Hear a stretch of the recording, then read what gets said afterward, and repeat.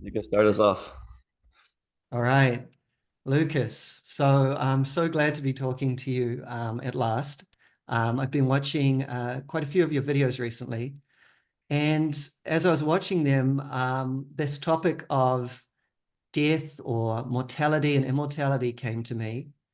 So in particular, you had a talk with Levi Hart recently. That really touched on that. Levi was very enthusiastic about living forever in a material, physical sense. And I noticed you were a bit more hesitant about that. You seemed a bit more okay with the natural process of dying and getting old.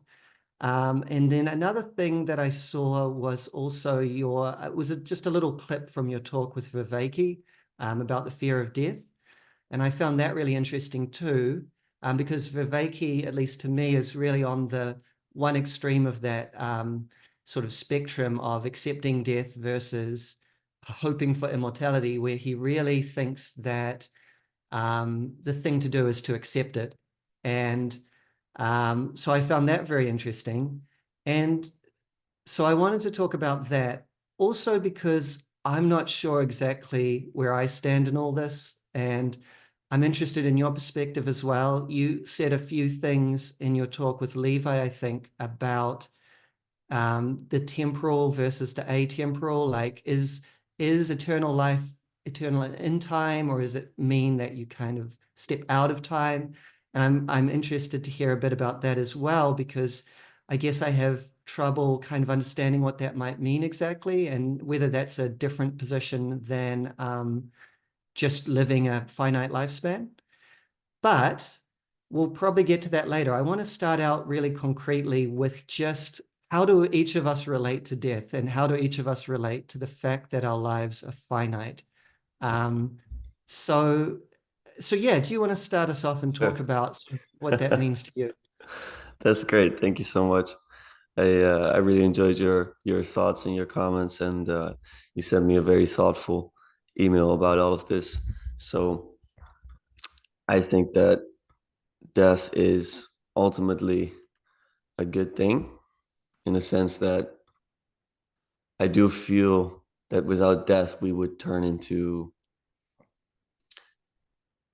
I guess, beings that did not have a humbling mechanism or something that keeps Mm, us in check somehow.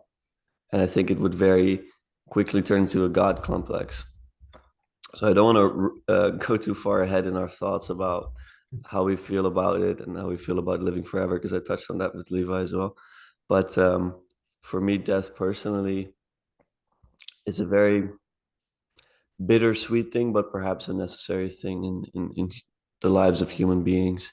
I spoke about this with Ken Lowry, who I had on recently on the channel. And in that talk, I also said to him that I do think it's very difficult when someone dies at a wrong time, so to speak. You have someone passing away at a young age or someone that still has a lot of responsibility in their lives. mm, Whereas when I lost some of my grandparents and they lived a very long and beautiful life, we could see it more as a celebration than a tragedy. And when it's a tragedy, it's hard to accept. But mm, despite that, I can still see in many ways the necessity for it and the value of it. But I'm still playing with this a lot. I think about death almost every day, my own death, death of others, and death in general. mm. And my thoughts are just developing and changing all the time as well. So this is what pops up for me intuitively right now. And Yeah, that's really good. That's really good. I mean, the main things I hear you saying are that, death is necessary because otherwise it would lead to extreme hubris. We would feel like we're gods, that we're mhm, absolute, and we probably don't need to spell out all the horrible things that can result from that. mhm, And also, you sort of drew, I think, a really helpful distinction between sort of like death in a natural time span, death from old age, essentially, versus tragic death, something that cuts into a life and kind of wounds the people who love that person who's died. it's much easier to accept, even if it might be painful, someone who dies after a long, full life. Yeah. So my own thoughts on death, and also, by the way, so you said you think about death every day. I essentially do the same, not particularly intentionally, but it is just something that is so, I guess, in one sense, fascinating, in one sense, kind of, to me at least, somewhat terrifying as well. I wouldn't say that I accept it, but that's part of what I'm wanting to sort of think through a little bit. I think that I'll say I have a sort of paradoxical relationship with death, so and mortality. So on the one hand, I don't want to die. Mm. And essentially, that could be extended indefinitely. Is there ever going to be a time where we're like, okay, I want to die? I'm assuming there's more and more things to do. But on the other hand, I don't want to live forever. I definitely don't want to live forever in the sense of having an infinite lifespan because, I mean, I can't really comprehend that. I can't comprehend how you could enjoy that. I can't comprehend how you could even be yourself and have an infinite lifespan. There's something about finitude, limitation, particularity that makes us who we are, that makes us a self. And so if I literally lived forever, I wouldn't really be me after a certain amount of time. I'd be something radically different, Mm. even within my own lifespan, Yeah. um, which isn't extremely long, but still, I do feel like in many important ways, I'm a completely different self than I was, say, 20 years ago. Um, and so what I'm kind of toying with this is this idea of there is this paradox just with humanity and death in general. And I might be wrong, I might be projecting onto other people, but it seems like we both don't want to die and don't want to live forever. That, and I think that has something to do with the fact that we are constituted by finitude. Like I Mm. said, that we are in this particular place at this particular time, that we have this particular lifespan, that we're not everything. But we also have the sense of infinity, I think, within Yeah. us, the sense of our consciousness, which can potentially embrace everything, the sense we have of an unlimited value or absolute value, the absolute value of human life. There's something in us that wants to be infinite and absolute, or maybe feels that it is. And there's something in us that is necessarily finite. And to me, that feels like a tension, and in a way, an irresolvable tension. So if you said to me, do you want eternal life? I'd say no. But if you said to me, okay, well, then do you just completely accept the situation where you're going to die, probably at a time you don't know? I'd also say no, probably. Yeah. Yeah. What do you think about all that? Oh, that's great. It's a great thought. I like the frame of finitude and infinity. I think Vicky uses finitude and transcendence to speak about this. Mm, And he often also speaks about some of the myths surrounding hubris on the one hmm side. And then you have the more heroic myths, the type of myths that lift you into transcendence, that make you realize that, yes, there is a part of you that can actually go beyond in a sense. mm, And so, yeah, there is an interesting tension to that. To me, it just reminds me of the way human beings are constituted, which is that we do have a mortal nature, but that there is, well, in my view at least, I mean, you're more philosophically inclined. You have a great YouTube channel. You've handled many different philosophers. I'm not as well versed in that as my brother is. So I'm more of an intuitive thinker, but mm, I think that human beings also have something that is transcendent, and maybe death is a way to put a check on that mortal side, so that the mortal side doesn't think it can transcend within. that frame. So, for example, when I spoke about this with Levi, Hmm. he found it hard to distinguish between God and a human being who became eternally powerful in the cosmos and that Mm. lives forever, you know, with whatever technology. I don't know if you've Hmm. watched Guardians of the Galaxy too, but this is very well illustrated. I haven't actually, but if I watch it, I'll have that in mind. It's a funny complex where you have this guy who is named Evolution, and he basically like he's living beyond his natural time span clearly, and he's like half android. Hmm. And there's one line in the movie where he's like, "There is no God," so I had to step in, and he's like this master, this mastermind who controls all beings and whatnot. And so, Hmm. but that's where I think death is like the great humiliator, um, where it prevents us from getting those delusions, because I think in many ways death is there to show us that the only way to transcend is to, well, with Vervaeke, we landed on merging with the one in a sense, but at least it's definitely losing that ego, in my view. Mm. And I know you put in your email that you wanted to speak about the connection to the Christian view, which I actually also find very interesting, because I find it sometimes hard to reconcile it with that. But then I don't think it's not reconcilable. I just think I'm not understanding it in the right way usually, because I've been humbled many times knowing that not knowing that there's a better connection there, but I just couldn't see it myself. But yeah, that's I'll keep it at that if you want to say anything about it. Yeah, maybe we could push into that a bit more, into that topic, because yeah, maybe if you just lay out a little bit more what your current thoughts are about, for lack of a better term, the afterlife, or Mm. eternal life. What does that mean to you? It I'm not sure. First of all, I think Hmm. it's something that I have deep uncertainty about, and I think everyone does. Um, because even though I might have some convictions based on experience, I don't know if I can extrapolate that to the afterlife in general, or what I think is going to be what I experience beyond death. So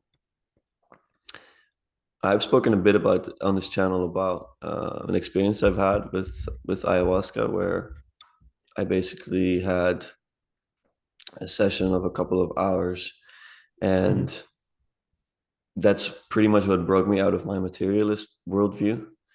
Hmm. And I felt that the things I was experiencing were atemporal, partially, and aspatial. So Hmm. non-spatial, I should say, I think. And when I came out of that, and while I was in that, I had the deepest conviction of my life that I would, even beyond death, be experiencing some of what I was experiencing there. And I also thought that like what I'm living right now, when I'm speaking to you, this Hmm. this time space continuum, I feel like that is a fraction of what there is to experience. And so yeah, that just profoundly gave me a lot of peace about the whole topic, where I think Hmm. definitely there is an afterlife. But I've said before that I find afterlife to be a bit of a difficult term to use, because it still operates within a temporal paradigm, because you use the word after, um, meaning that something Hmm. comes afterwards, after now. Whereas I Hmm. think it's by virtue of me thinking that it's atemporal, I think it's more of a beyond life type of thing. Perhaps it's something that is to be accessed already here, Hmm. right now. If I was doing something else, if I was really trying to connect with that, perhaps I could access some of that. But yeah, so I think personally there is a way to transcend, but I think it's pretty much impossible without letting go of your ego identity. Hmm. And I think that maybe if you don't do that, that's what I'm thinking about more recently. Maybe if you don't do that, that's something that's more traditionally described as hell, in the sense that Hmm. you might be between worlds in a way. because I've Mm, definitely felt that when I was coming off of the effects of ayahuasca. That was mm, like some of the most terrifying, um, one of the most terrifying experiences in my life, where I kind of wanted to go back into my body, but also I mm, was just, in my experience, in this other dimensional world that was beyond time and space. And then the tension between those two was extremely terrifying. So I can really understand that, um, mm. as such. So yeah, that's what I say about it thus far. So it's a bit more of a subjective thing, and I'm not sure yet if I can extrapolate, but that's how I feel about it now. No, that's fascinating. And I love that it's rooted in a direct experience for you. It almost sounds like the experience gave birth to your conception that you do have of life beyond. Um, and so these things are always very tricky to talk about, obviously. I also liked the way you put it that, if you still have an ego, or you're holding on to an ego, or you're holding on to physical existence, then that's where potentially the pains of hell could come from. And that makes a lot of sense. Um, I guess, so at least, not that I can consciously remember, I haven't had a similar experience as that. So obviously I'm missing out on a lot.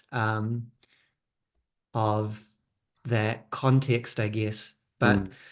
I, I, and so this might be frustrating for you, and I apologize if it is, but coming at it from a sort of more logical or a philosophical perspective, I'm just really curious as to how the atemporal relates to the temporal, how Mm. this life beyond might relate to life as it's lived.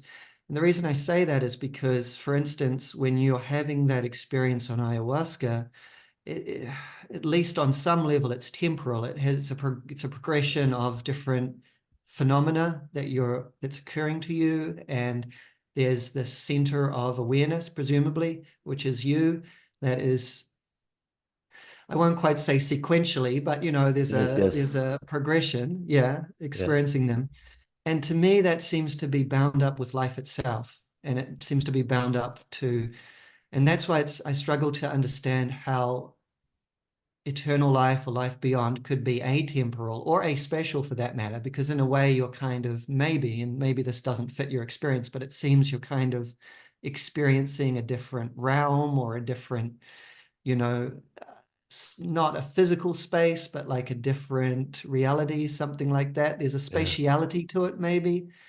yeah. Um, and so the question would be, is this just a different type of time and space, or would you insist, would you say, no, this is really beyond space and time? So I'm not sure if I die, when I die, if Mm, that I will experience exactly what I experienced there. I think perhaps if I would use a metaphor, it is lifting the veil of something. And so, yes, there was definitely still a temporal aspect to it, but I think I was allowed to touch a bit of the atemporal side to it. mm, That's what mm, I'm thinking right now. And so I think it was too much for me, while being still a finite being, to mm, experience in full. And mm, so I really felt that as well. I felt that tension a bit, where it was like I was in there and I felt like a baby. Like I mm, felt like an actual baby, and I felt that I was being shown things that I would quickly afterwards fail to understand again. But I mm. was just shown again. It's like, this is where you come from. This is where you go, in a sense. And again, I'm using temporal metaphors because I'm a temporal being. But Yes, yes, yeah, yeah. but And yeah. I think, yeah, go ahead. Well, to tie it into death, do I think that is completely atemporal? I cannot insist on that because I simply don't know. I think there's definitely a connection to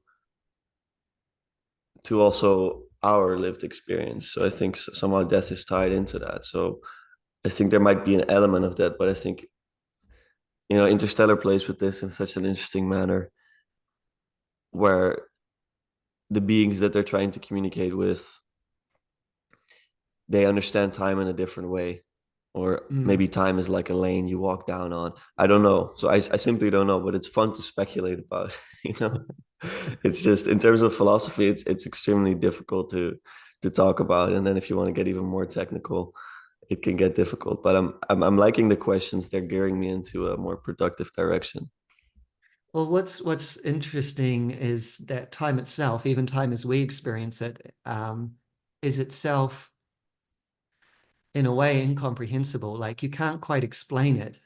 Yeah. So that's just time. That's just something that we exist in, that we experience every day, that we take for granted.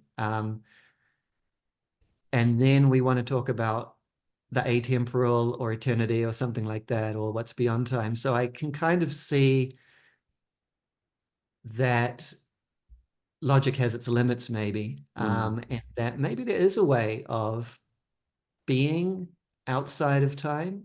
mm, I guess so. This question feels important to me. It's not just sort of idle philosophical speculation. It feels important to me because it seems to be the difference between um, just the materialist worldview, which is you have this finite lifespan and that's it, and a more spiritual perspective, which says there's something beyond. Um, and so it seems to me that one interpretation would be that if eternal life or the life beyond is atemporal and non-spatial, that's indistinguishable from just yes. the materialist worldview. Do you see what I mean there? In the sense Yeah, that the yeah, atemporal and the temporal have no, they're at they're orthogonal to each other. They don't kind of intermingle or influence each other. yeah. And I think somewhere, can't remember exactly where it was, you were talking about the vertical and the horizontal in a similar way. Mm, And I think I proposed the question of, well, okay, but could the vertical come and somehow influence the horizontal? So this horizontal progression of life is time, and this vertical, let's say, vertical progression towards the depths of reality or godhood, yeah, Godhead, yeah, could they intermingle, and what would that look like? It seems to me yeah. that that's maybe Christianity's position in the sense that you've got the resurrection, you've got the general resurrection. Um, but yeah, just to hand it back to you, what That's what what great. do you think about that? Is that a fair kind of question, or how do you see that? What do you mean fear kind of question, if I may ask? A fair question in the sense, is it Oh, fair to fair. Sorry. Yeah. yeah, No, sorry. I'm not used to the. It's I the like your accent, accent, by yeah. the way. I'm not used to it. Still learning. Um, yeah, it's a very fair question. I think that the vertical. I used to think differently about this, by the way. I think Mm. even as I had that experience, I had different views on it. But right now, I'm thinking that the vertical does intermingle with the horizontal because I think that are you familiar with the Gnostics at all? Vaguely, I haven't read them too directly, but I've heard a lot about them. A little bit about the Gnostics, and I'm in no way an expert. Like I'm a 22-year-old idiot. By the way, for everyone listening, like I'm not a PhD in anything. I'm just talking out of my ass, basically.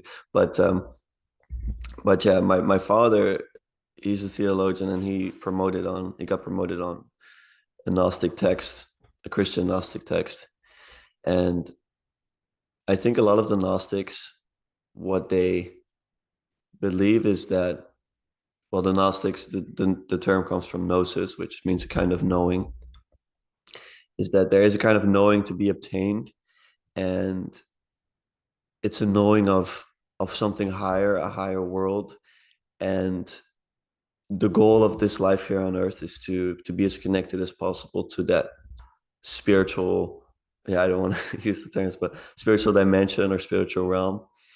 And they kind of discard life on earth here more and more. So they're really already trying to like live in the eternal. And they're describing the God that a lot of religious people at the time, so this is actually like 2000 years ago, but they're describing even then that a lot of people are worshiping a god that is of this earth, of this universe, and they call him a demigod, and they say that that's not the real God. And I sympathize with this view, but I don't sympathize with the idea that this life on earth is without spirituality or without the vertical. So I think that where the Christian and the Gnostics differ the most is exactly that. So where the Christians have the cross, where you have the horizontal and the vertical connecting, I think the Gnostic view is much more just vertical. So man to Mm, God, and there's less of this, where you have connection between people as also a way to access the divine. I'm mm. trying to remember if I'm answering your question correctly. Yes. So I do think that they intermingle absolutely. And I think the more you believe that and the more you try to act on that to make that happen in your own life, and how do you do that? Practically, I think a lot more human connection. I think you will see that some of the most divine moments are between people, and especially between people where you try to access something higher. And I think then you're already speaking of more sacred spaces. But yeah, that's that's what I would say. So I would ask, how far can that go? So for instance, Jesus, by most Christians at least, is seen as being God incarnate. And that itself is a kind of eruption of the vertical into the horizontal plane. And then again, for most Christians, Jesus rises from the dead in a body, somewhat physical body at least, a corporeal body that's transformed in some way. Mm, Um, and that seems to be the suggestion of Christianity is actually it can go all the way. It can go to transformation of the material world. Would you go that far, or what do you think? well, if I go that far, it's a statement of faith. Mm, And so I think I will, because I call myself a Christian. So but that's a leap of faith, to be honest. And you know, I had a lot of struggles with my faith, and because I was raised this way, and I ran away from it because it just didn't make any sense. Like in a materialist paradigm, that made no sense to me. After I had my worldview shattered, I had a deeper openness to trying to understand it in a different manner. And then you start to encounter people that read the Bible more archetypally, be like, well, you can understand the resurrection as if you self-sacrifice in your life, that will be redemptive. And I think that's true. But then what really seems to be said, as you just said as well in the New Testament, is like, well, this wasn't just like, you know, this wasn't just an archetypal thing. It's like this actually happened. Like we've actually seen him. You know, and can you believe that? Well, again, that's a statement of faith, and it's for me. I do believe that because I think that if one comment that I really like is that if you think that you understand the resurrection, how that happened exactly, you don't. Like it's not a man going up to the cloud. It's something else, but it's an extremely radical claim. And I just think that because it's true on the micro, I can believe it's true on the macro. And what do I mean by that? Is that because I believe that reality works in a fractal way, meaning that um, what happens on a smaller scale can extrapolate into a bigger scale. And the biggest example of this is self-sacrifice. So that when I sacrifice myself in my daily life and my relationships and the groups that I'm in. Like I told you offline, I played football yesterday night. The best way for the team to cohere is for everyone to self-sacrifice and not to scapegoat others. And I think that's the great Christian um, revelation is that is how reality seems to work. That self-sacrifice is at the foundations of reality and love as well. So God is love. Um, mm. that is the radical claim, and Yes. when I Yeah. speak to people about this, it's like, yeah, well, especially people that are more into philosophy, it's like, of course, I'm not going to prove that, but it's a statement of faith that I believe that um, that God is good, for lack of a better way of saying it, and that love is foundational, and Mm, and then I can understand that story, and mm, I can believe that it's true on multiple levels, but more deep. It's true more deeply than just the material sense. Although I'm not shying away from the fact that yes, there must be some material reality to it, and I'm willing to accept that. But again, statement of faith. mm. Yeah, no, absolutely. I mean, and it makes sense in the way that you've outlined it, in the sense that there's a consistency. It's not a proof, it's not a logical proof, Hmm. but you can say, look, it works on this level, it works on this level, and it also works on this level. Or at least you have faith that it does. You have faith that the pattern goes all the way down. Exactly. Yeah, yeah. Yeah, it's radical. It's radical. It's extremely radical. Some people they don't struggle with this. They just accept it. And a fair play, like I'm happy for them. That may be their path. But for me it will be a continuous struggle, in a good way. But like one of the reasons why I also say this that I believe this is because like it's incredible what it has done to my life that I believe it. Like Mm, mhm, and and I know all the discussions where it's like, yeah, just because it's like good for you doesn't mean it's true, but I think it is significant that if you actually believe that the world you live in is good, it actually makes everything better. Um, mm, and I don't mhm. think that's insignificant because I think that's an integral part to reality, the goodness of it.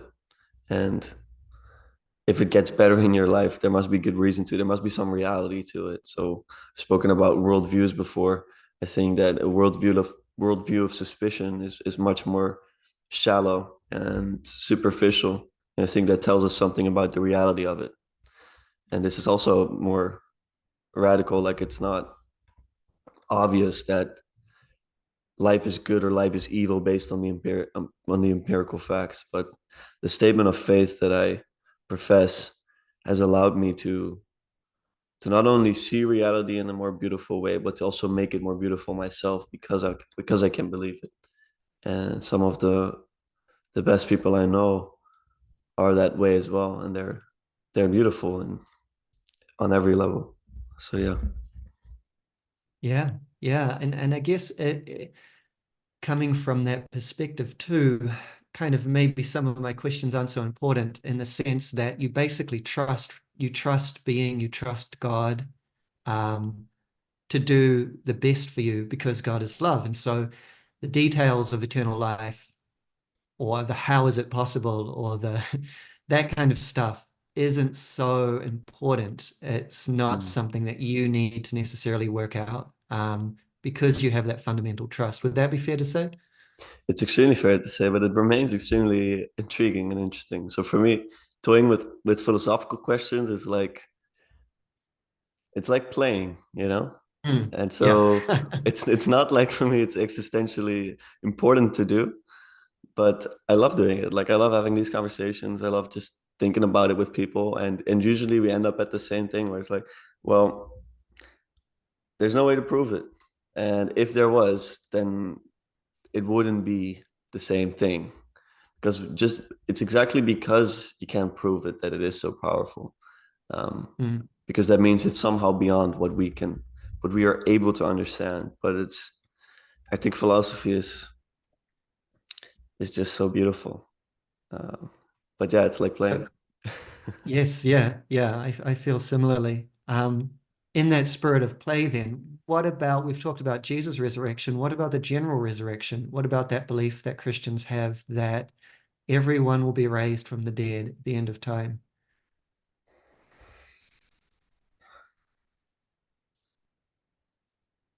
Yeah,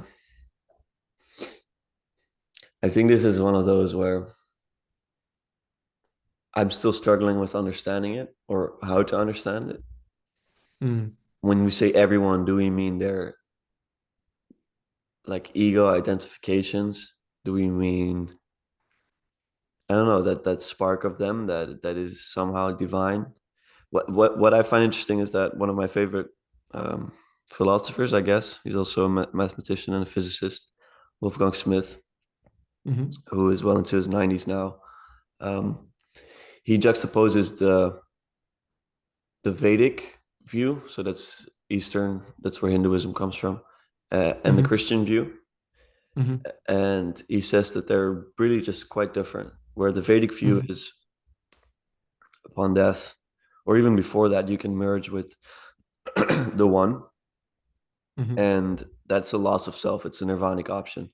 So there is no, in a way, there's no relationship because you're actually completely merging with that. Whereas the Christian view is so radical because there's a relationship there. So even in death, it seems the claim is you enter into relationship with God. So that means that there must be something of the individual that is preserved in some way. Um, I study Egyptology. The Egyptian view is also very interesting and very different. Um, and there's also some sort of individual preservation.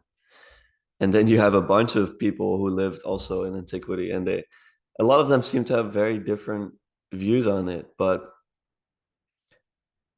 I would say the Vedic actually intuitively makes the most sense to me, that it's a complete loss of identity. Um, but then I think if I believe that Jesus was in some way God and he was resurrected, then it completely changes the game. So to say it in a funny way, it completely changes how I should think about it, because that means relationship is completely possible. And does that persist into death? Perhaps. And then your question was, um, what do I think about the general resurrection of people at the end of time? Maybe. I don't know. Maybe, but I'd say at this stage, it hasn't yet made the same sense to me as a lot of other Christian ideas have. But I haven't spent a lot of time with it either. So um, I will think about it more. And I think maybe if you ask me again in 10 years, I'll give a completely different answer. Yeah, well, I'd say it's one of the most difficult Christian doctrines, at least for me. In a way, I have more trouble with it than the notion of Jesus rising from the dead. I can kind of understand that. I wouldn't say I mean, my relationship to Christianity is difficult to Mm, describe, but I would say that I'm completely open to believing that. yeah. I'm not, I don't feel tied to a materialist worldview. So I'm open to the fact that Jesus came alive again after 3 days of being dead. What's more difficult to imagine for obvious reasons is every human who's ever lived being physically, reconstituted in some way, in some sense. Yeah, that's the funny thing, right? It's the physical Mm, part mm, that I mhm. remember. I had a class on ancient religion, and I was like, and I heard it, and I know that Paul said it, and I was just so confused by that. And then I'm like, maybe I'm understanding body wrong, you know? What do you mean by physical? But yeah, continue. Sorry, it's just a side thing. Like I'm remembering my first thoughts on this. Well, that is the question. And I've seen Peugeot talk about this and kind of emphasize the fact that, this we are talking about a spiritual transformation of the body. We're not just talking about some regular body. Resurrected Jesus can walk through walls. He can Yeah. change his appearance. This is clearly not just the physical Jesus that the disciples knew. It's Oh, something radically different. And yet there's still a physicality to it. Like the gospel accounts emphasize that he ate with them, that they touched him. There seems to be a need to emphasize the physical. I think that if we suspend question of metaphysically, like, what is this? Is this real? And we think about the values, I can kind of understand that. And that goes to what you were saying about relationship. Christianity really emphasizes relationship and love. And I would agree with that distinction between the Vedic tradition and the Western traditions, particularly the Christian, with that emphasis on relationship with God, God as a person, which is not as emphasized in many Indian traditions. Mm, So, in terms of values, I can understand why you would emphasize that. Look, the Savior is physical, the Savior is in a relationship with you. It's not just an abstract concept, it's not just some impersonal force, it's a personal reality. Um, and so I can kind of get that and I can kind of love that as well. Like, that value can orient us. And so let's call it the image or the myth of the general resurrection. It could be a true myth. I'm not saying it's not, mm, but mm, the image or myth of the general resurrection as an orienting value can be quite useful, because what it says is that actually a human being, unlike maybe what many Gnostics thought, a human being is also a body, like a human being is physical, and a human being is a particular individual, not, for instance, in the Indian traditions, it tends to be that the absolute core of you is just pure consciousness. And mm, so it's easy to take that step from there just to say that, and the same self that lives in everyone is the same pure consciousness. Because when you're talking about pure consciousness, you're not talking about any attributes that could distinguish one person from another. And so you say that, the same Brahman, the same God exists in every person, and they feel that they are each individual person just by a process of Maya, of self illusion. That makes incredibly intuitive sense to me. So I like that you said before that it makes intuitive sense to you, that kind of perspective. yeah. The notion of being, in a sense, dissolved or reabsorbed into the absolute at death makes intuitive sense to me. That would be the spiritual interpretation that I would most readily gravitate to in terms Mm, of logic. mm, But there's a problem of value, because that implies that personality, individuality, and relationship are not primary in being. mm, They are, in some sense, illusory. yes, yes. That's good. That's a very good point. Yeah, what I was thinking about while you were speaking is that merging of the one consciousness, well, becoming one consciousness, that's unity, and then there is no multiplicity left. Mhm. And yeah, going back to the fractal thing, I think that reality is fractal, and so I think it repeats itself on higher scales. So perhaps all the way up, there's still relationship. All the Mhm. way up, there's still, well, all the way up, all the way. Of course, there's unity. So I think it's the unity that like rains down, manifests in multiplicitous forms. But so I'm not sure, and I don't think so that after death or beyond death, um, you're directly unified completely. Maybe there's maybe that's something to strive toward actually, but maybe there's more work to be done in a sense. It's but it's paradoxical because in the one sense, so you take the Vedic view, that's like the ultimate place to end, place to go to, and I've been extremely ignorant of Vedicism, so I don't want to misspeak, but I think reincarnation is a part of it as a belief. And so there's like new carnations that reincarnations that you enter into if you've not yet been able to ascend. And well, it seems to me, maybe I'll ask you about this if you think the same, that in the Christian view, what is ultimate is actually that relationship. Do you think that too? Well, that's a very common interpretation of the Trinity, is that relationship is ontologically primary because it constitutes God himself. God himself is perfect Mm, unity and also multiplicity at the same wow. time. Okay. Yeah. Yeah, and that's a very beautiful view. Like, that is an extremely beautiful view, in fact, that relationship. That's why God is love, the argument goes, right? Ah, God is whoa, love because that's good. God is three persons in one being. That's why God is love. It's a unipersonal God couldn't be love because prior to creation, there would be no one to love. And so there's a lot of interesting, don't want to go too far down this, but there's a lot of interesting thought about, have you read much about the figure of Sophia? No.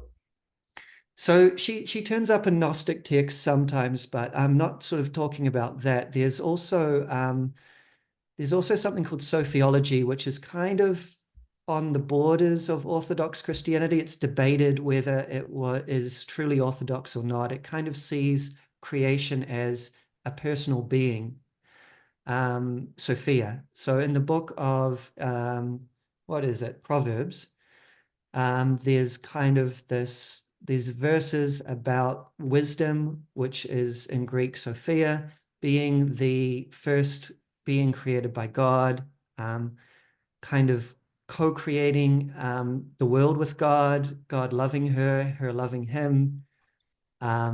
Some Christian, I believe some church fathers interpreted this to mean the Logos, to mean Jesus. But what's interesting is the word is feminine and the Mm, language used about her is feminine. So another interpretation would be that um, she represents perfect creation. She represents unfallen creation. The idea would be similar to the idea of the bride of Christ. The church is the bride of Christ. So there's this kind of erotic imagery or marital imagery there. And so the idea would be that there's this particular philosopher, Russian philosopher called Pavel Florensky, and he was someone who went down this line of thinking about sophiology. And his view was that the original Trinity of three persons, because it's love, because you can think of three being the perfect number to express love, because anything more is extraneous, but two isn't love in the same way. Like there's something fundamentally different between a dyadic relationship of two and a group relationship of three. Does that make sense? So yes. symbolically, the Trinity is a perfect expression of love. Mm-hmm. But that love, because it's love, wants to expand because it's love. Mm-hmm. It needs to create more. And Yeah. that's why God creates the world. And the fourth being, she's not part of the Trinity, but in a way, she's kind of created out of it. And she's all of creation, and she's invited into it, and she's embraced by the Trinity, and she kind of engages in the dance of the Trinity, but she's not God, but she is divinized.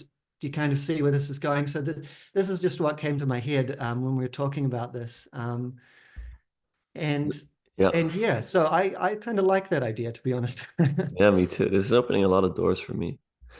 I feel I was already at the end proposition, like God is love, Mm. but you've given me the steps in between to understand why. And just yeah, you fitted some pieces together. So that's really helpful. This is also interesting because I've thought about this in relation to the Vedic tradition as well, because with Christianity, certainly with Islam and Judaism as well, you get this clear division between God and creation. And that isn't so clear, and in some sense, it can be non-existent in the Vedic tradition because, again, creation isn't creation is a creation is an illusion that God creates for himself or casts on himself. And so ultimately everything is God. And so dissolving into God at enlightenment isn't something that actually happens. It's just a realization that you always were God. You hear people talk about this a lot because this view has kind of come into the West. It's very attractive, I think, for a lot of people, and maybe partly because it's intuitive as well. But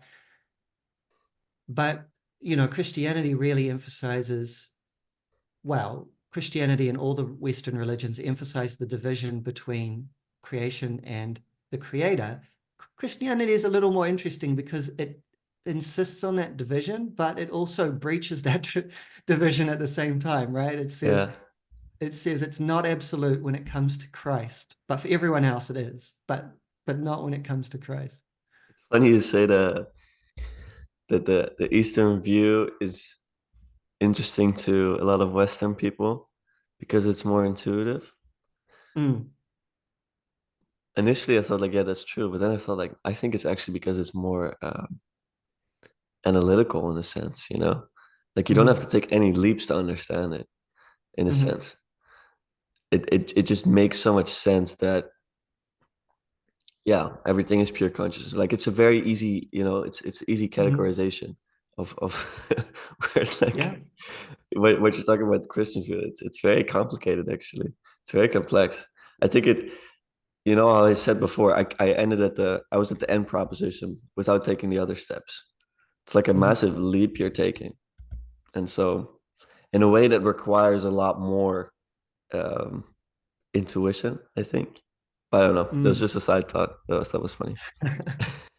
I mean, I don't know. I don't know what all these things mean in a sense. Like symbolically, they're incredibly powerful.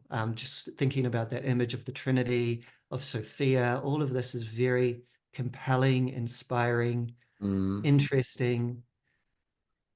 Does it cash out in terms of actual reality? Well, I don't know. Maybe I don't have enough faith. Maybe I should have more faith, and that would show We me the don't way. know. Mm. Well, we'll never know. But no, I mean, I think that's a large part of it is that kind of it's intuitive because it's so, in a sense, simple, right? It's just so simple. Like Mm.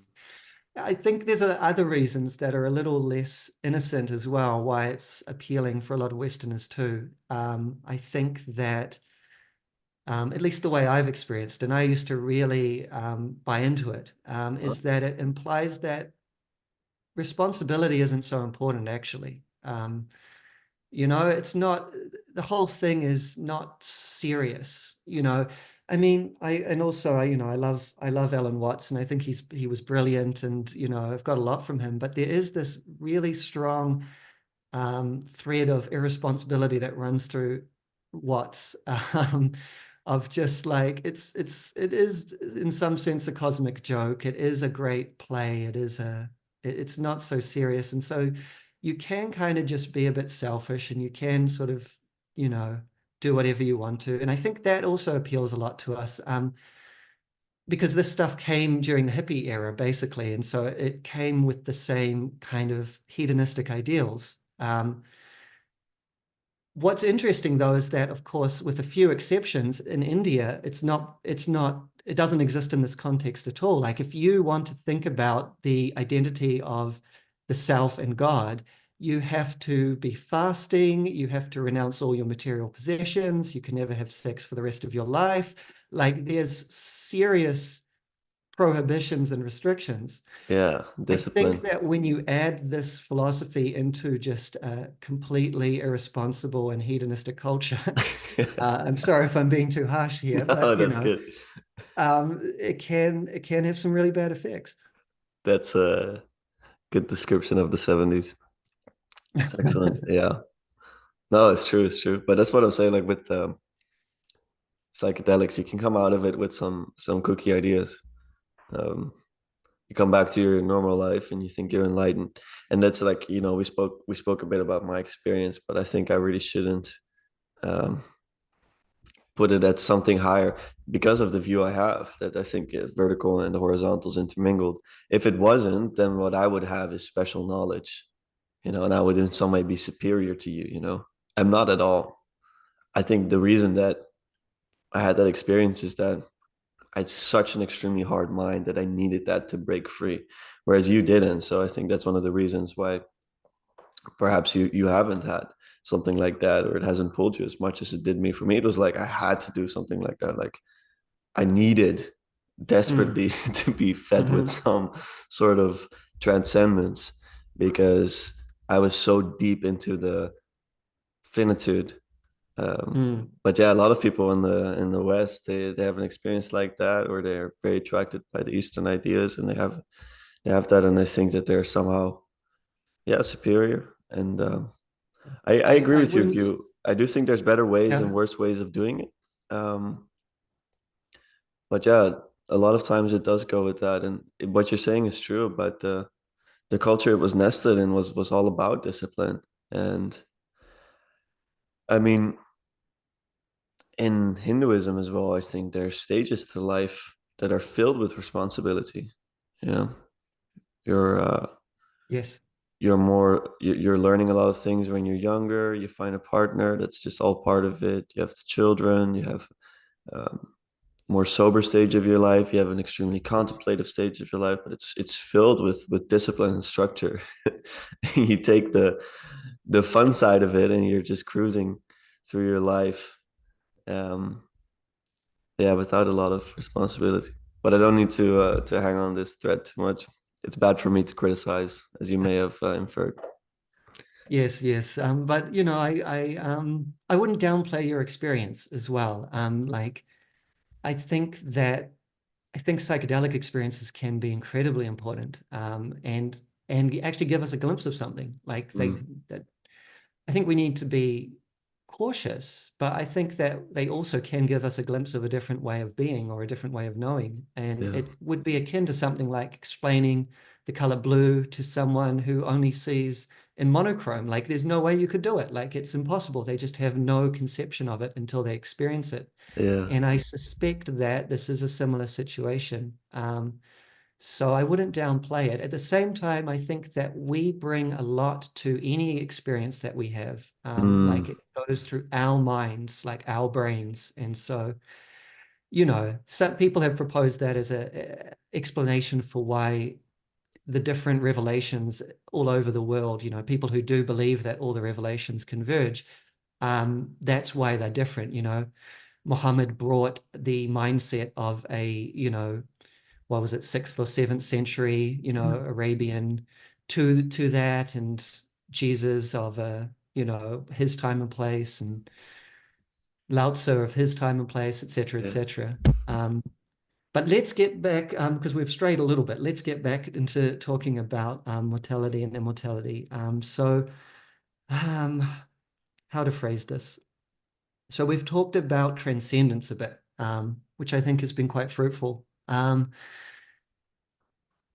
want to talk about immanence now. So you've said that, and you've said it as a statement of faith, but you've said that at the heart of being, I'm paraphrasing, tell me if I'm too off track. At the heart Yeah. of being is love. Love is the reason that we exist. Something like that. Yes, we can go with that. Okay. That's what I hear, or at least that's what Hmm. resonates with me, is Yeah, that God is love, and that's why we can trust being. yeah, you can say that. Okay. Okay. And so, but if I don't have that faith, or I don't have that presupposition, and I look at the world, and particularly the natural world, it seems to me that death and violence and suffering constitute being and are necessary for being. So, evolution, for instance, couldn't occur without violence, suffering, and death. And therefore, I couldn't exist, or you, or anyone, or any creature, without violence, suffering, and death. Um, Everything we do inflicts some violence on the world in some way. To exist is to harm, and to exist is also to suffer.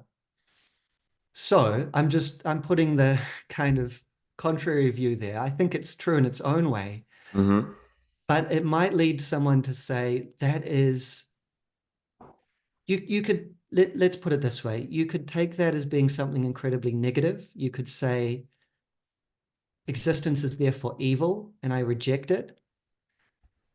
Other people might try and embrace it. I think this is what Nietzsche tries to do. He's all immanence. He rejects all sense of transcendence, and yet he wants to say, I affirm life exactly as it is, with all its suffering, violence, and death. And I find that also a very fascinating possibility. So what do you think about that? What would you say to that? Well, it goes back to what I spoke about before. You can have different interpretations of reality, and it's totally not obvious based on the facts that actually I think that reality is good or bad. Like I think you can hear a lot of different people speak, and like you just said yourself, there's a lot of violence, there's a lot of suffering, there's a lot of evil, seemingly, and maybe that's at the foundation of reality based on the facts. But I think most importantly with all of that is what that lacks is exactly what you said. It lacks transcendence. And so you're very much into the finitude of it. Because if you think that violence and suffering, you said, if those are foundational, I think you're in a way caging yourself. Because I think in some ways they're also very much linked to time and space. That's what I think, because they're linked to your ego as well. You know, suffering. I think the Eastern traditions, at least what I know about them, which is very little, what they articulate so well is that suffering comes from resistance of pain, resistance of difficult experiences. And so I think there's something true about the transcendence bit. And I find it hard to get there without love, without letting go, without acceptance in some way of what we've been given. And so yeah, that's I guess what I would say about it. But I'm sure there's more to be said. But I think that those thoughts are most significant in my mind right now. That's good. I mean, I think that Christianity sort of forges a unique path through that dilemma because it says, and to me, this resonates with what you were saying. It it says kind of you have to accept the suffering of existence, and even voluntarily, and even Yeah, sort of yes, even that's crazy. even kind of more than you might need to if you were just trying to preserve yourself self-sacrificially. But it's in service of something transcendent. It's not you're not just affirming the world as it is. You're not just affirming the systems of violence and death and suffering that constitute all levels of the natural world. You're saying, I'm submitting to this for the sake of the transcendent. That would be the pattern of Christ as well. The notion of God becoming incarnate would be doing the same thing to sort of um, paradoxically defeat those forces by embracing them, something like that. Yeah, Uh, does that resonate? yeah, very much so. I mean, you started off the conversation saying that you have a paradoxical relationship to death, and I think that there's something really true in there as well. I think that reality Mm, itself is paradoxical, so it makes yes, sense what you're saying. yes, yes. And yet, at the end of the day, I'm still left with that. I think for many people, maybe not yourself based on what you've said, but for many people, I think they have a very clear and attractive vision of eternal life or the afterlife, something that motivates them, something that they can kind of use in a psychological way. And I feel like I lack that just because, again, I can't grasp what eternal life would mean. Um, Yeah, Eternal life, not because I think that somehow, like, not because I'm a physicalist or something like that, and I just don't think it's possible, but I don't think it's conceivable again, because it's that problem of individuality. Like, I am I am because I'm finite in time and space, and I am in a way. this would be to kind of strengthen the argument I was making about nature being violent. I am because of death. I am because I'm going to die. I am who I am because I'm going to die. I am who I am because of all the death that occurred in evolution to shape this particular form with this particular way of functioning. Um, I think so. Anyway, I mean, For now, yeah, you are that's who you are. I don't have a resolution. I feel like someone like Nietzsche wants to come and say that's why you should just say yes, death is part of the process. You know, affirm it, embrace it.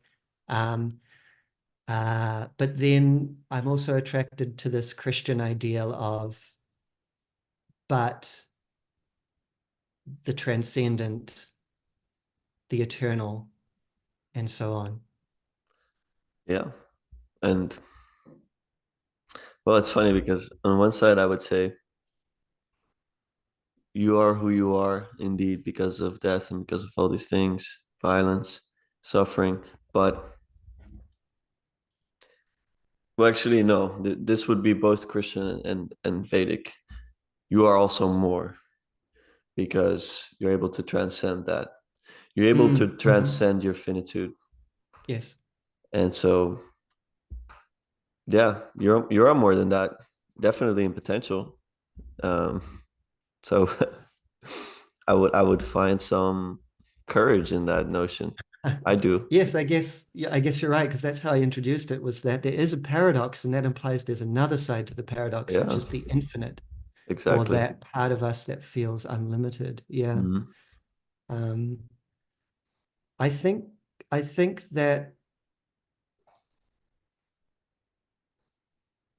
I think that you have a good approach to this, in the sense that you don't know the answers, but you have maybe a glimpse or an intuition, but more importantly, you have faith in God, essentially. And I think that might be the key here.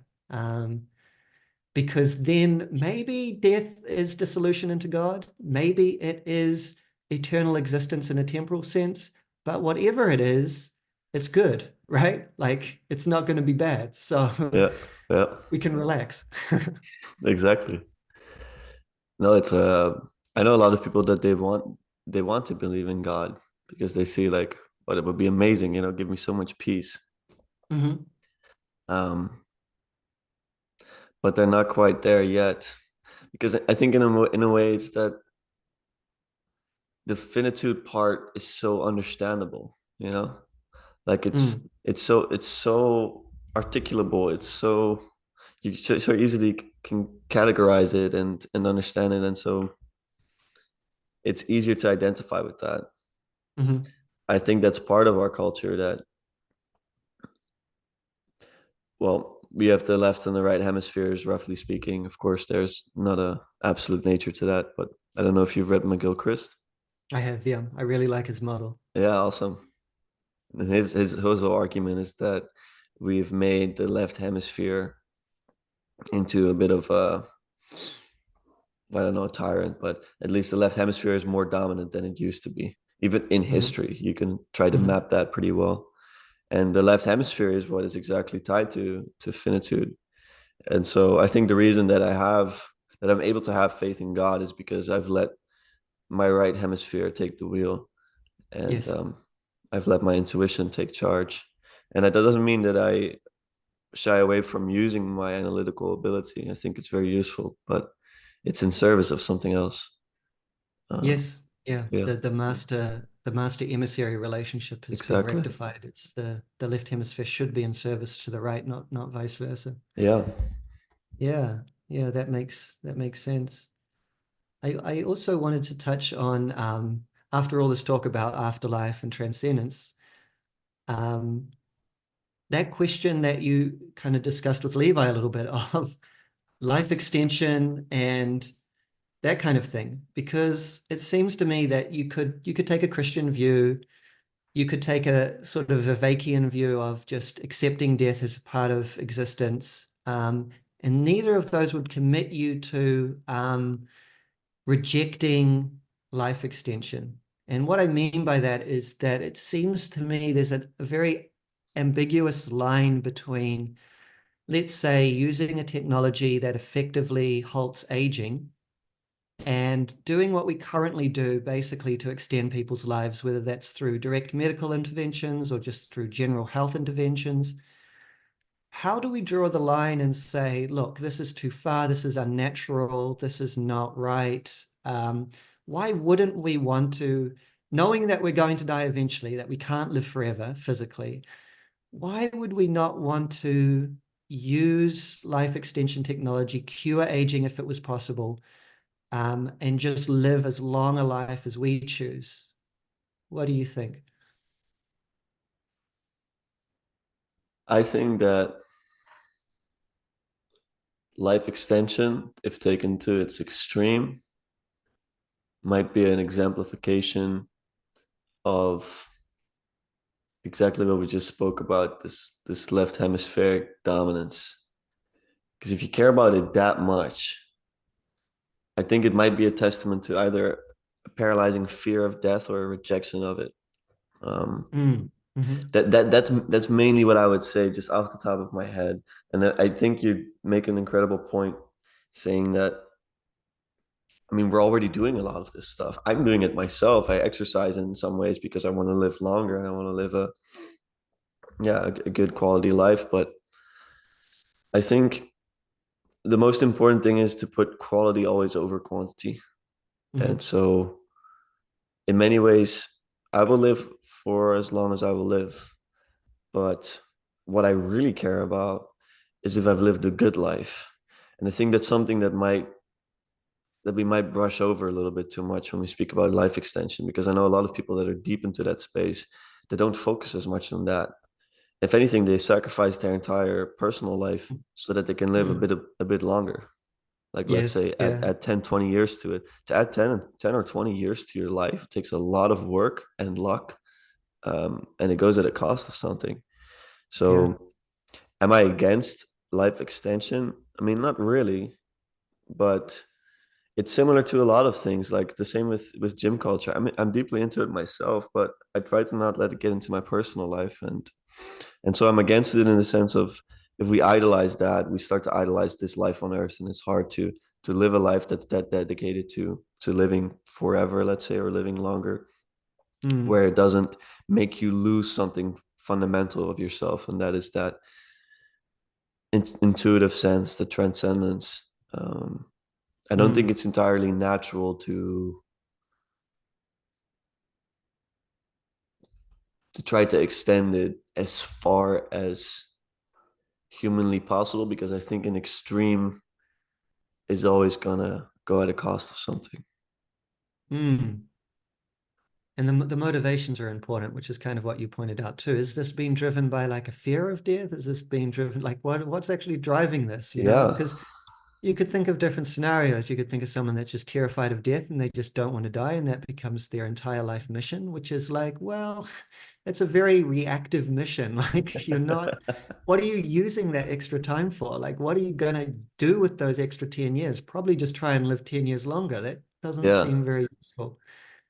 But then there could be potentially people that don't have that relationship to death that maybe want to live longer for the sake of things that they love, right? yeah, What would, if Plato had, give Plato like 20 more years of like full functioning, what would that have, what would that have been like? Or yeah, any great person? yeah. No, so I like, again, I don't think it's necessarily a bad thing, but it has the potential Mm, to be. And yeah, I mean, it's similar to a lot of things. A lot of these trends we have nowadays. A lot of them come in place of something else, or a lot of them put put it at the highest spot, and then you're disorganized and not aligned. So yeah, are you familiar with Bryan Johnson, the guy who wants to live forever? yeah, yeah. Yeah, yeah. I He watched an interview with him the other day. It's quite an interesting character. he looked better when he started. I agree. I agree. It is funny, yeah.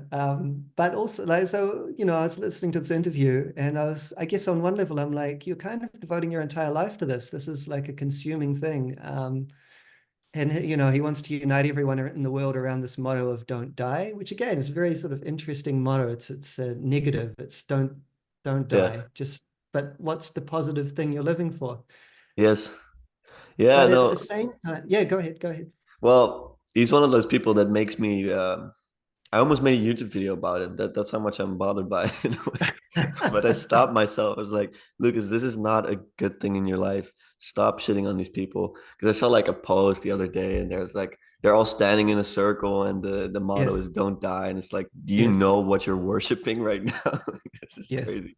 Okay, well, But let yeah. me let me say something positive about him then. I noticed that he does seem to have a certain joy and a certain passion Yeah. for this project. And that's really interesting because it implies that it's not just driven by fear, I think. There's also something intrinsically fascinating about, well, how can I cure aging? What causes aging? Like the Mhm. sense of discovery, the sense of being a pioneer. Yeah. So I think that in that project for him is wrapped up all this other stuff that is actually positive. The question would be, is that going to be the same for everyone who makes use of the technology that comes from it, if any does? Um, that's a different question. Yeah. I would say about him as well as that maybe we need people like that. We need some people that are pioneers, some people that dedicate their lives to something to move the boundaries and to help a lot of other people. But I think a lot of people take someone like that and then they emulate him. I think that's the right word. And then Mm, they end up sacrificing their own personal relationships. And I really love this. I spoke about this in my last talk. This idea that it's important that every action you take is somehow um, eternally replicable. At least that's an ideal I want to strive for. That the mhm, actions I take could be repeated, not just by myself, but by other people, and it would make mhm, reality better.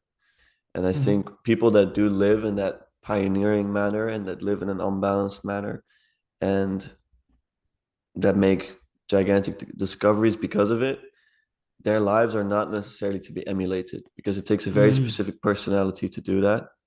mhm, And for most people, it would kind of ruin their lives.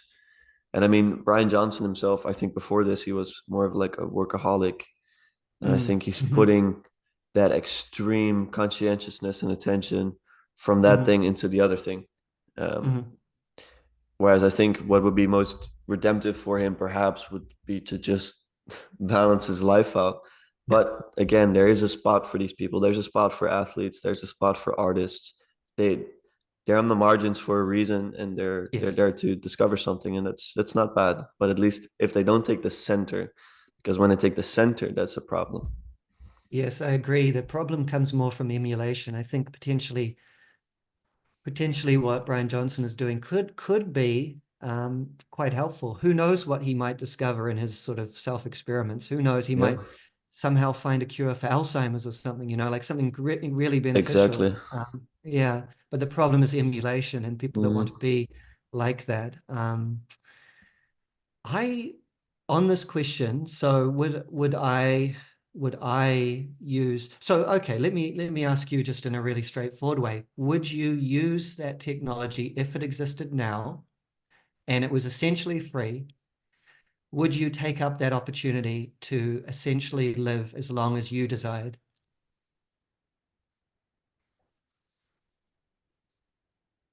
Hmm. Well, it depend. It would first of all depend on what kind of technology is it, and I don't think there's really guarantees. I mean, Mm. this is hypothetical situations, so, but Yes. with Yeah, a lot yeah. of these things, they tend to backfire at some point. Yeah. And the technology in question could be something like turn yourself into a cyborg or something, so it's not. Exactly. So it's a bit of a Yeah. difficult question in that sense, but let's simplify and let's say, okay, hypothetically, there's a Well, I can't deal with certainty. It just doesn't exist in my life, so I find it I still find it hard to answer. Mm. But to would I take up the opportunity to live as long as I decide to live? Hmm. I would be very happy with that. Mhm. Um, I've witnessed personally recently how beautiful it can be when someone knows that death is coming and they're able to say goodbye Mhm. and they're able to make amends with everything in their life. Mhm. That would be of great value to me.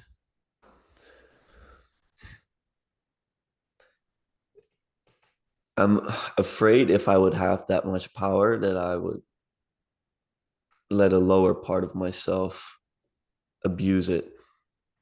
Mm. I'm very aware of the evil that's in my own heart. So having the power over your own lifespan might be a bit too much to toy with as a human being. Mm. Mhm. Um, so I don't know if it's wise. I have to think Mm. about that more.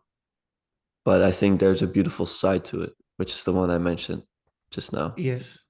Yeah. What about you? It's tempting. That's a But very it's good. also it's also almost phrased like a temptation, like in a negative sense. It's like something that Satan might whisper to Jesus in the wilderness or something Exactly. like that. It seems like you shouldn't trust it. But you know, I don't know. It seems also very attractive. Yes, partly because I fear death. I think everyone does on some level. Hmm.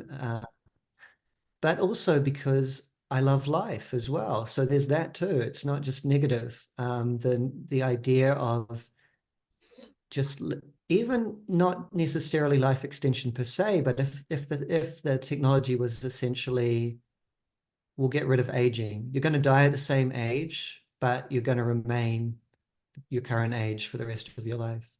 I think that would be a good deal as well. But on the other hand, like you point out, there is something humbling and helpfully so about the aging process. Um, it's a tricky question. What if you remove too much suffering from life, and if you remove death, or at least you control death, does that damage you morally? Does that damage you spiritually in such a way that, Probably. you know, yeah, Probably like potentially, I'm yeah. thinking again about the emulation process. Um, I mean, we're in the West right now and we have a lot of stuff. Mm-hmm. And some would argue it's made us spiritually deprived, even though there's a lot of good to it. Like, yes, it's great. And I'm very Mm-hmm. happy that it's this way, that we've lifted so many people out of poverty. And I would not reverse that. Like, I would Mm-hmm. not be the person to do that. I think there's something evil in that as well. But I'm sad it's gone at the cost of spiritual life, religious life. And so, it's a balance. Mm. And I think it would solidify in some ways a materialist paradigm, or maybe not materialist, but you know what I mean. So it Yeah, would solidify the finitude. or the sort of notion that the finitude is everything. Yes, Absolutely. exactly. Um, because what need would you have for transcendence at that point, you know? Yeah, I still think it would break into the system as well. Like I think that another way that we're constituted by death is just the fact that time itself is constituted by death. Like you know, each moment dies into the next, and likewise, your self changes, and so change is a form of death. So I don't think we can escape death, and I think that if someone lived for 200, 300, 500 years, they would still have to deal with finitude and death, at least in the sense of change. And that's, I don't know how that would look exactly, but I feel like there would be something, some lack, some sense of lack that they would need filled in a way that couldn't be filled by anything imminent. It would have to be filled by something transcendent.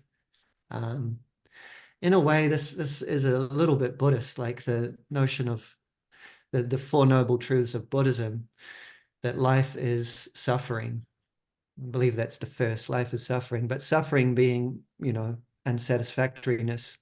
But that unsatisfactoriness is tied up with impermanence, which is one of the central Buddhist doctrines. Everything is impermanent. So the fact that we exist temporally and therefore change guarantees suffering continuously, continuously in a sense, and at least in a low level sense of being unsatisfied, of losing or of not gaining.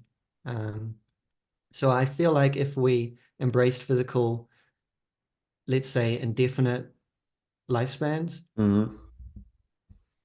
we would still feel unsatisfied and we would Yeah. still have we would still have a need for the transcendent, and that would appear in some way or other. Oh, that's for sure. Mm, I think maybe that quantity aspect might reduce the quality for a lot of people. I think it already has, to be honest. yeah, I think so too. And I think we also have a mindset of problem solving as well, in the modern world. Like the very fact we're talking about this means we already think about it in terms of a problem to be solved. Yeah. Aging is a problem to be solved, death is a problem to be solved. But there's this distinction you might have, I think maybe Vivek, you might have mentioned it. It goes back to a philosopher named Gabriel Marcel, but it's that distinction between mystery and problem. So a problem is something discrete and it's outside of you, and you can sort of just apply your mind to it and find a solution. So it's very logical and objective. But a mystery is something that encompasses you, that you're involved in, and that you can't take up an objective standpoint in relation to it. So you can't solve it in that sense. And so, things like evil, things like suffering, things like death, maybe they are more to be considered as mysteries than problems. Yeah. Um, That's why and I like so to play that, with them, you know? That's why I'm yes, taking this yeah, stance toward all these topics. Like I'm not trying to fix anything. I'm just trying to like understand. yeah, Yeah.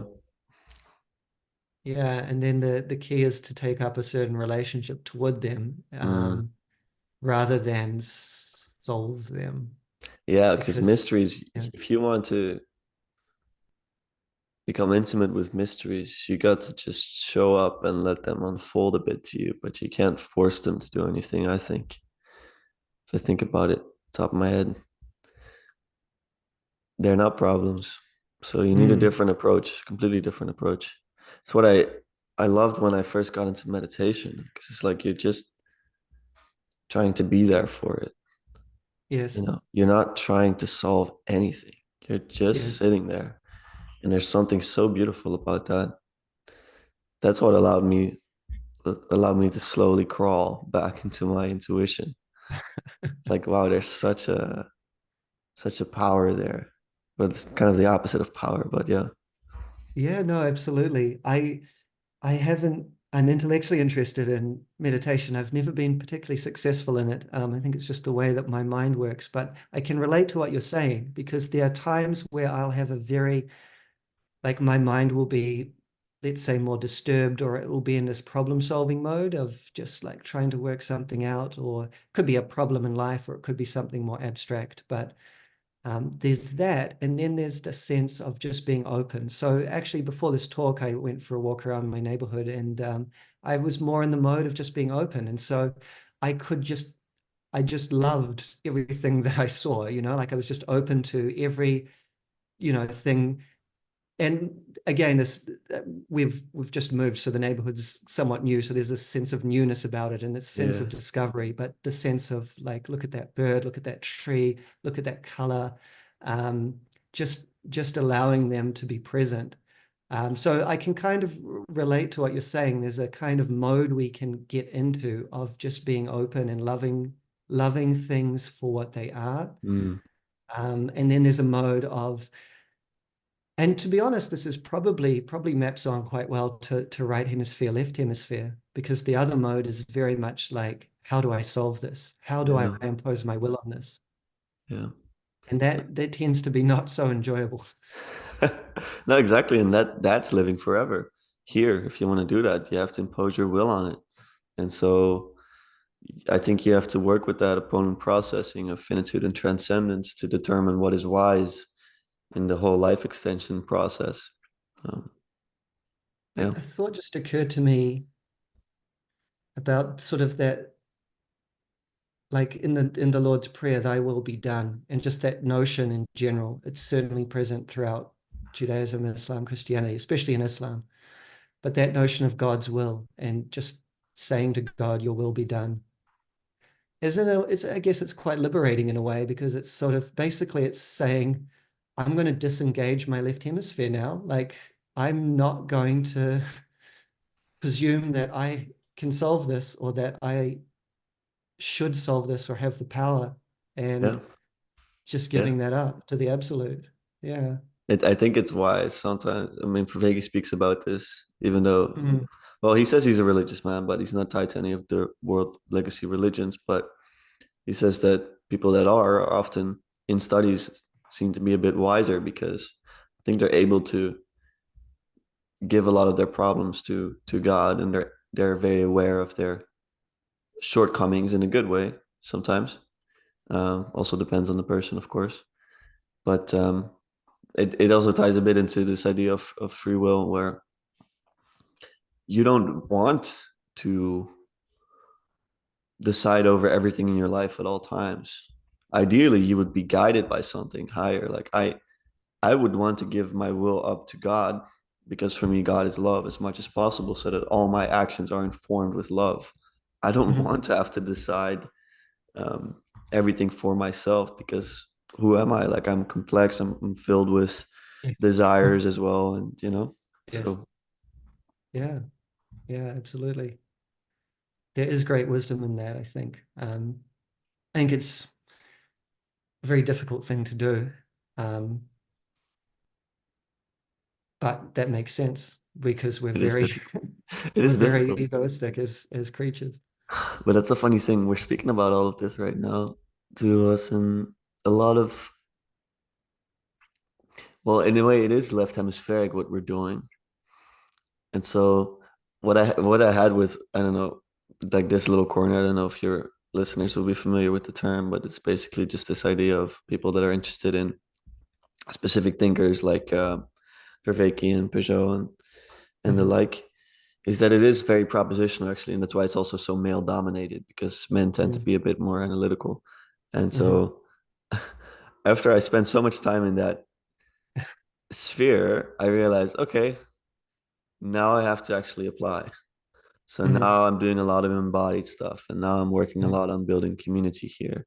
And that's Mhm. actually what's given me a deeper and deeper faith and trust in reality is that the more I was involved with the ideas, even if the ideas were somehow good, the deeper I Mhm. got entrenched into my left hemisphere and thus finitude in a sense, and Mhm. thus Mhm. analytical side. And to get more to my intuition, actually, I had to kind of stop talking about it, or at least stop talking about it in a debate, debating or discussing Mhm. type Mhm. of manner. Whereas what I'm Mhm. doing with you now, I think is exactly what we should use speech for. It's Mhm. that we both come into this conversation with an open stance and we want to learn from each other's perspectives. And we're taking an open stance in the same way that you just walk through your neighborhood. Um, Mhm. Mhm. but yeah, there's a bit of a tension there because we are both trying to also kind of analytically figure it out. Whereas, a lot of people that did have a proper balance between the master and his emissary were a lot more embodied and they had their sacred practices, and that's why there's a lot of people that don't think that much and they don't have that many problems with propositions in their religion because they're engaging so much in ritual. Um, Mhm. Mhm. there's a Coptic Orthodox church close to here that I visited a Mhm. couple times, and I've witnessed myself how the kids they don't run away from the church after they're 16 or whatever. Mhm. And where I come from, we did. Most all Yeah. of us did because we were so deeply nested into the intellectual side of it, and like people there at the I don't know what the term is, well, at the for the kids, they go elsewhere while the sermon is going on. Um, it was all about trying to solidify the ideas in our minds instead Hmm. of really participating in the mystery.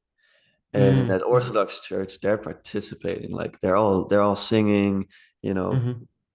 and their propositions, their beliefs, they come forth from that instead of the other way around. So, Hmm. so I think it has a lot to do with that. You participate first, you ritualize first, and that's where your beliefs come from.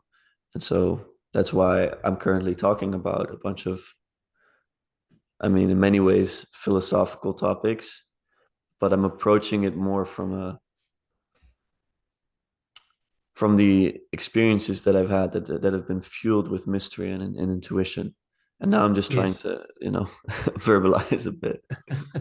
But yeah, Yeah, yeah, absolutely. I mean, yeah, I would resonate with that a lot. Because I am very abstract in a sense, and but at the same time, I feel like that's in service to something more practical and embodied.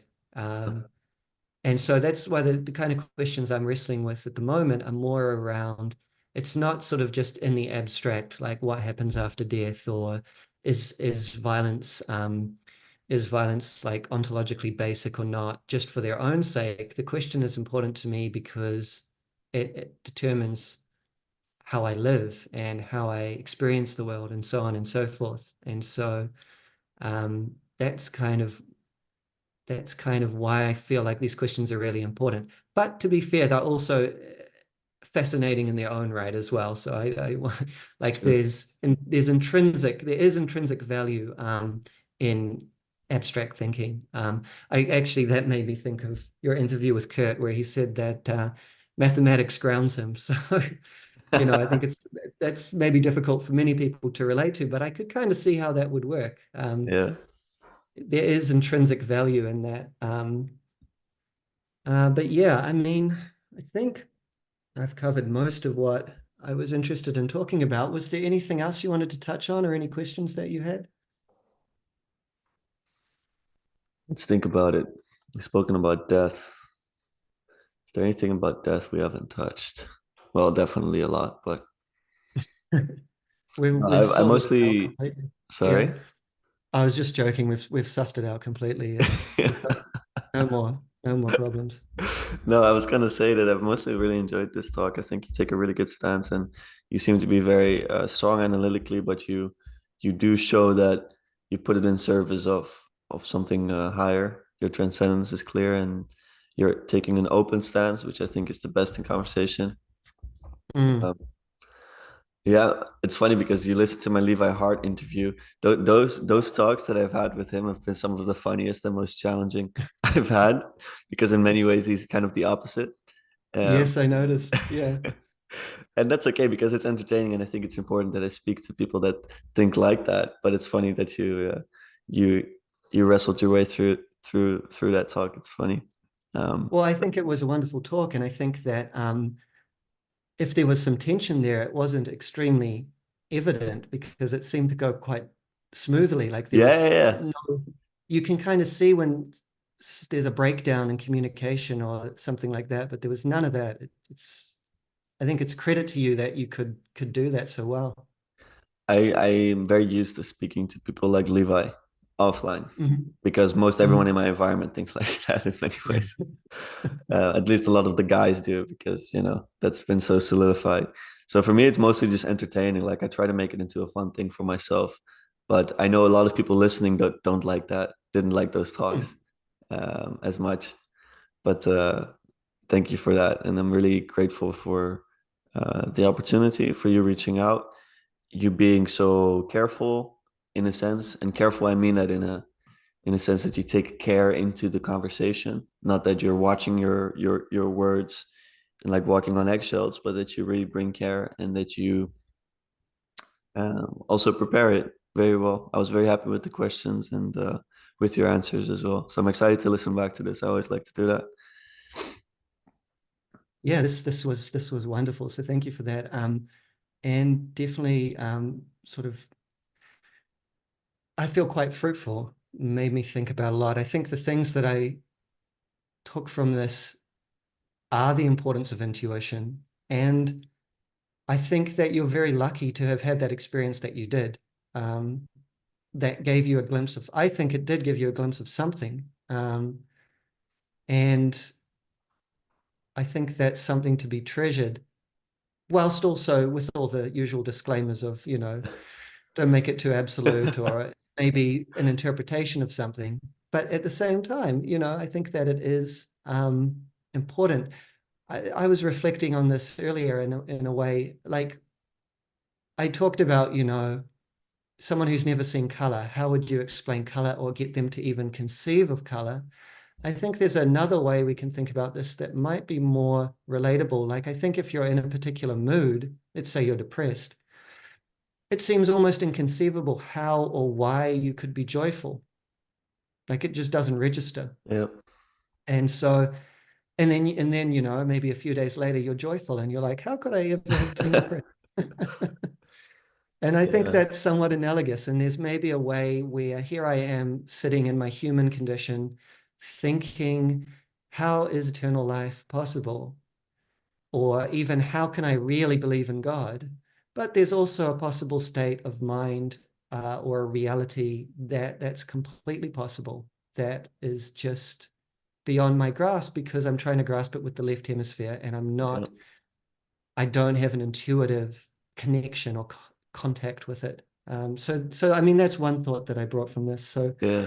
I'll have to think on it more. But thank you for this opportunity. Thank you for the conversation. You said that I was sort of quite open to you, but I feel like you're incredibly open to me, and I feel that is true with all the talks that I've seen you do with people. So, and I think that's probably why you're getting more and more people, and to be honest, more and more important people as well Mm. to on the channel because they sense that. Mm. Mm. So yeah, so thank you. Also, well, you're right up there, and if you ever want to talk again, just let me know. Or if you have a topic to introduce, I'm happy to do that. Yeah, Yeah, absolutely. Will do. thank you for your time. See you Thank next you. time.